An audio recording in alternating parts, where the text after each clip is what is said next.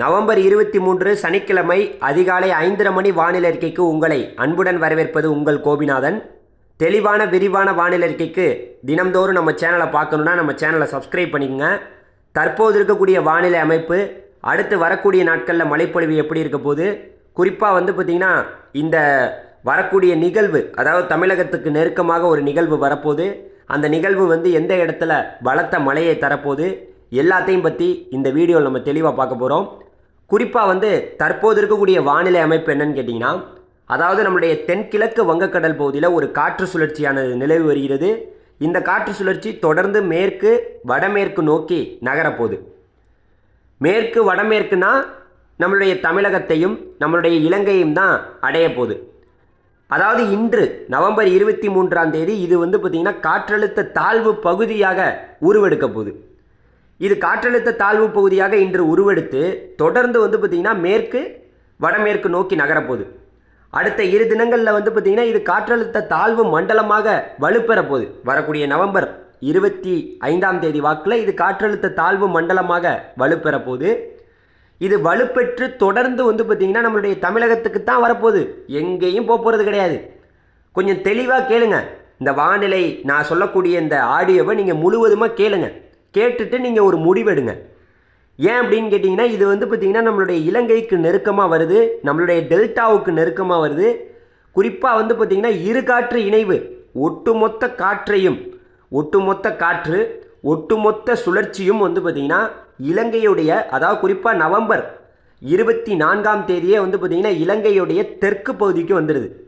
இது இலங்கையுடைய தெற்கு பகுதிக்கு அதே இடத்துலையே நீடிக்குது. நவம்பர் 24, 25, 26ஆம் தேதி வரைக்கும் இலங்கையுடைய, குறிப்பாக நவம்பர் 24, 25ஆம் தேதி முழுக்க நம்மளுடைய இலங்கையுடைய தெற்கு பகுதியிலே இந்த ஒரு காற்றழுத்த தாழ்வு மண்டலம்னு வச்சுக்கோங்க, அந்த இடத்துலையே நீடிக்குது. நீடிக்கும்போது இதனுடைய காற்று என்பது நம்மளுடைய தமிழகம் ஊடாக இந்த சுழற்சிக்கு போகுது. தமிழகம் ஊடாகனா குறிப்பாக டெல்டா மாவட்டம், அதுக்கப்புறம் மன்னார் வளைகுடா இலங்கைக்கும் தமிழகத்துக்கும் இடைப்பட்ட பகுதி. இந்த ராமநாதபுரம், குறிப்பாக பார்த்திங்கன்னா நம்மளுடைய நாகப்பட்டினம் கடற்கரையிலிருந்து அந்த ராமநாதபுரம் பாம்பன், குறிப்பாக அந்த பகுதியிலிருந்து அந்த காற்று பார்த்திங்கன்னா தொடர்ந்து அந்த நிகழ்வுக்கு பார்த்திங்கன்னா பெரிய வட்டமாக இலங்கையை சுற்றி வளைச்சிருது.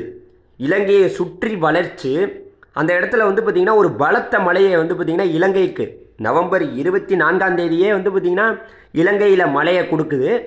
தொடர்ந்து மழையை கொடுத்து அப்படியே பார்த்திங்கன்னா இது தமிழகத்துக்கும் மழையை கொடுக்குது. 24 இலங்கைக்கு கொடுக்குது, 25 இலங்கைக்கு கொடுக்குது. 25ஆம் தேதி பார்த்திங்கன்னா தமிழகத்தில் மழையை தொடக்குது. நம்மளுடைய 25ஆம் தேதி தமிழகத்தில் மழை தொடங்கி விடும். எங்கே தொடங்குது? நம்மளுடைய டெல்டாவில் தான் தொடங்குது. டெல்டாவில் தொடங்கி கொஞ்சமாக, அதாவது நவம்பர் 25ஆம் தேதி அதிகாலை வாக்கில், காலையிலே நமக்கு 25ஆம் தேதி நவம்பர் 25ஆம் தேதி காலையில் டெல்டா மாவட்டத்தில் மழையை எதிர்பார்க்கலாம். தென் மாவட்டங்களில் மழையை எதிர்பார்க்கலாம் வரக்கூடிய நிகழ்வு காரணமாக.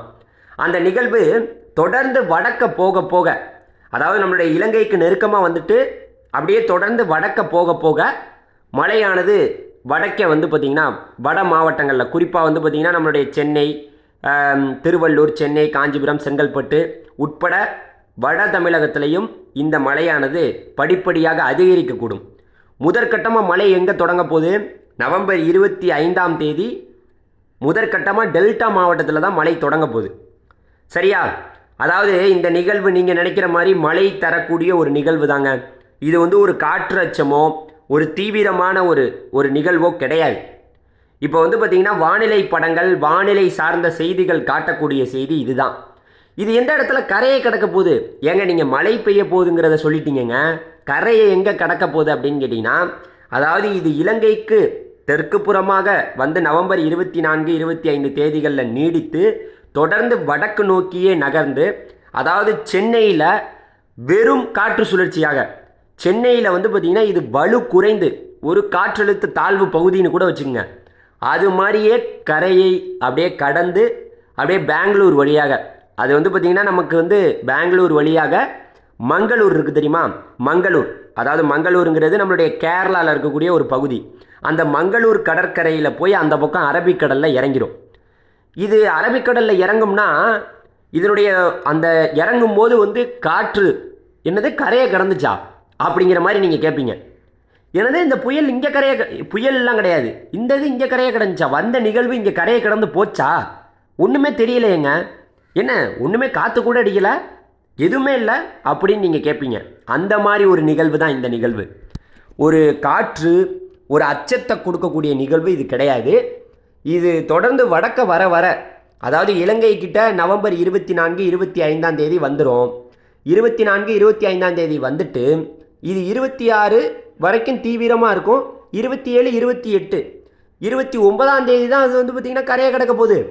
இது 28 29 கொஞ்சம் வலு குறைந்து இது கரையிலேருந்து கடந்து அந்த பக்கம் போகும்போதெல்லாம் நீங்கள் என்னங்க எது கரையை கடந்துருச்சா, ஒன்றுமே இல்லைம்பிங்க. ஏன்னா இது வந்து பார்த்திங்கன்னா வலு குறைந்து தான் வந்து பார்த்திங்கன்னா கரையை கிடக்க போகுது. கொஞ்சம் தீவிரமாக வரப்போகுது. எவ்வளோ நாள் தீவிரமாக இருக்க போகுது?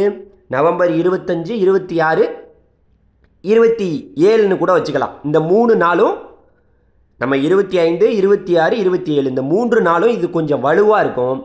அப்புறம் வலு குறைந்துடும். வலு குறைந்து தான் இது வந்து பார்த்திங்கன்னா கடற்கரையை கடந்த அரபிக்கடலுக்கு செல்ல போகுது. சரியா?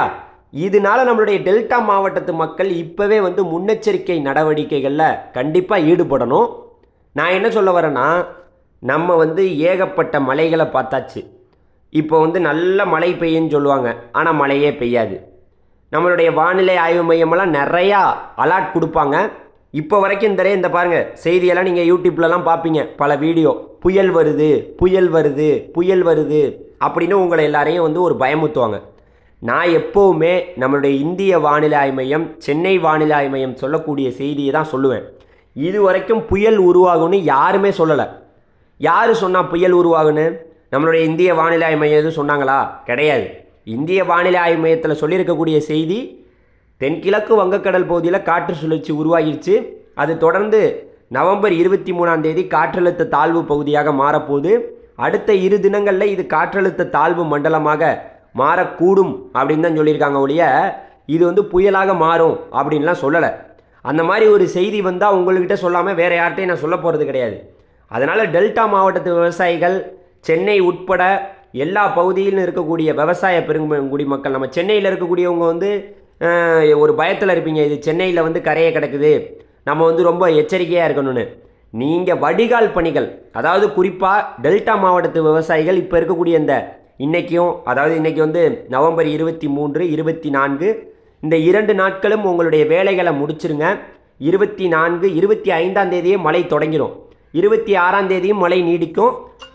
கொஞ்சம் கொஞ்சமாக வந்து பார்த்திங்கன்னா நமக்கு வந்து சற்று வடக்க போக போக டெல்டாவில் வந்து பார்த்திங்கன்னா மழையுடைய தீவிரம் படிப்படியாக குறைய தொடங்கும் அப்படிங்கிறதையும் நான் சொல்லிக்கிறேன்.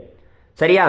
அதனால் வந்து பார்த்திங்கன்னா நீங்கள் டெல்டா மாவட்டத்து விவசாயியாக இருந்தீங்கனாலும் சரி, எல்லா பகுதி விவசாயிகளாக இருந்தாலும் சரி, இந்த மழை அனைத்து மாவட்டங்கள்லையும் நல்ல மழையை தரப்போகுது. குறிப்பாக நான் இன்னொரு வாட்டி ஒரு விஷயம் சொல்லிடுறேன். எந்த மாவட்டங்களில் நல்ல மழை இருக்கும் அப்படின்னு கேட்டிங்கன்னா, இது இலங்கையை நெருங்கும் போது, இலங்கைக்கு நெருக்கமாக வரும்போது ஒட்டுமொத்த இலங்கையிலேயும் நல்ல மழை கிடைக்கும். ஒட்டுமொத்த இலங்கையிலேயும் நல்ல மழை கிடைக்கும். 25 26ஆம் தேதியெல்லாம் டெல்டாவில் நல்ல மழை கிடைக்கும். 25 26ஆம் தேதி டெல்டாவில் நல்ல மழையில், டெல்டாலையும் தென் மாவட்டங்கள்லையும் நல்ல மழை வந்து 25 26ஆம் தேதி கிடைக்கும். நவம்பர் 25 26ஆம் தேதியும். அதன் பிறகு இது வடக்க போக போக, அதாவது வந்து பார்த்திங்கன்னா நம்மளுடைய கடலூருக்கு வடக்கே மழை கூட கொஞ்சம் தீவிரமாக இருக்கும். இது 25ஆம் தேதி வந்து இலங்கைக்கு நெருக்கமாக வரும்போது கடலூர், அதுக்கடுத்து மயிலாடுதுறை, நாகப்பட்டினம், திருவாரூர், தஞ்சாவூர், புதுக்கோட்டை, ராமநாதபுரம், சிவகங்கை, அதுக்கப்புறம் தூத்துக்குடி, அதுக்கப்புறம் திருநெல்வேலி, அப்புறம் கன்னியாகுமரி, இந்த இலங்கைக்கும் தமிழகத்துக்கும் இடைப்பட்ட மாவட்டங்களாக இருக்கக்கூடியது. நம்ம திருச்சின்னு கூட வச்சுக்கலாம், மதுரைன்னு கூட வச்சுக்கலாம். இந்த பகுதிகள் வந்து ஒரு பலத்த மழை. திருச்சி, அரியலூர், பெரம்பலூர், அந்த டெல்டாவை ஒட்டுமொத்த டெல்டாவும் நவம்பர் 25ஆம் தேதி நல்ல மழையை சந்திக்கும். 26ஆம் தேதியும் சந்திக்கும். 27ஆம் தேதி அப்படியே வட தமிழகத்தில் மழை கொஞ்சம் தீவிரமாயிரும். அதாவது கடலூருக்கு வடக்கே, கடலூர், விழுப்புரம், அதுக்கப்புறம் திருவண்ணாமலை, கள்ளக்குறிச்சி, அதுக்கப்புறம் வந்து பார்த்திங்கன்னா செங்கல்பட்டு, சென்னை, திருவள்ளூர், காஞ்சிபுரம், ராணிப்பேட்டை, வேலூர், ஒட்டுமொத்த நம்மளுடைய வடகடலோரம், அப்புறம் வந்து தெற்கு ஆந்திரா எல்லாமே நவம்பர் 27 28 மழை தீவிரமாக இருக்கும். 26ஆம் தேதியே தொடங்கிடும். ஆனால் மழையுடைய தீவிரம் எப்போ கூடுதலாக இருக்கும்? நவம்பர் 27, 28 தான். அதனால் வந்து பார்த்திங்கன்னா அடுத்த வானிலை அறிக்கையோடு இணைந்திருங்கள். நம்ம சேனலில் உங்களுக்கு பல்வேறு வகையான அப்டேட்டை வந்து வானிலை சார்ந்த செய்திகளை சொல்லிக்கிட்டு இருக்கோம். நம்ம சொல்லக்கூடிய செய்தி, இந்த நிகழ்வு இலங்கையில் வந்து இலங்கையுடைய தெற்கு பகுதியிலே நீடிக்க போது பெரிய சுழற்சியாக இலங்கையுடைய தெற்கு பகுதியில் இது நீடிக்கும் போது இதுக்கான காற்று என்பது நமக்கு வந்து பார்த்திங்கன்னா இங்கே எங்கள் டெல்டா வழியாக அதுக்கு போகுது. அந்த நாகப்பட்டினத்திலேருந்து அந்த மன்னார் வளைகுடா, அந்த பாம்பன், ராமநாதபுரம் வழியாக அந்த காற்றுடைய தீவிரம் கூடுதலாகவே அந்த இதுக்கு செல்லும். அந்த சுழற்சிக்கு செல்லும்போது அது தொடர்ந்து வந்து பார்த்திங்கன்னா அப்படியே இலங்கையுடைய தெற்கு புறத்திலேருந்து தொடர்ந்து வடக்கேவே வரும். நவம்பர் 25, 26ஆம் தேதி சற்று அப்படியே கொஞ்சம் கொஞ்சமாக வடக்கே வரும். வடக்கே வர வர நவம்பர் 25ஆம் தேதி மழை பெய்வதை விட 26ஆம் தேதி டெல்டாவில் கூடுதலாக இருக்கும். 26ஆம் தேதி ரொம்பவே நமக்கு வந்து பார்த்திங்கன்னா நம்மளுடைய தென் மாவட்டங்களையும் மழை இதுக்கு இருக்குங்க. நம்மளுடைய தென் மாவட்டத்தில் பலத்த மழை இருக்குது, தென் மாவட்டத்துலேயும் இருக்கும். இது போக போக வடக்க போக போக நம்மளுடைய தென் மாவட்டத்தில் சற்று குறையும். அதுக்கப்புறம் கொஞ்சம் கொஞ்சமாக குறைஞ்சு வட மாவட்டங்களில் தீவிரமாகும். ஒட்டுமொத்த கடலோர மாவட்டங்கள்லேயும் இந்த நிகழ்வுனால நமக்கு நல்ல மழை கிடைக்க போகுதுங்கிற ஒரு செய்தியை நான் சொல்லிக்கிறேன். அதனால் அடுத்த வீடியோவோடு இணைந்திருங்கள். இது தீவிரமான ஒரு நிகழ்வாக காற்றழுத்த தாழ்வு மண்டலத்தோடு போயிடுமா அப்படிங்கிறத நம்ம உற்று நோக்கி காத்திருப்போம். நன்றி, வணக்கம். அடுத்த வீடியோவில் சந்திப்போமா? நன்றிங்க. தேங்க்யூ.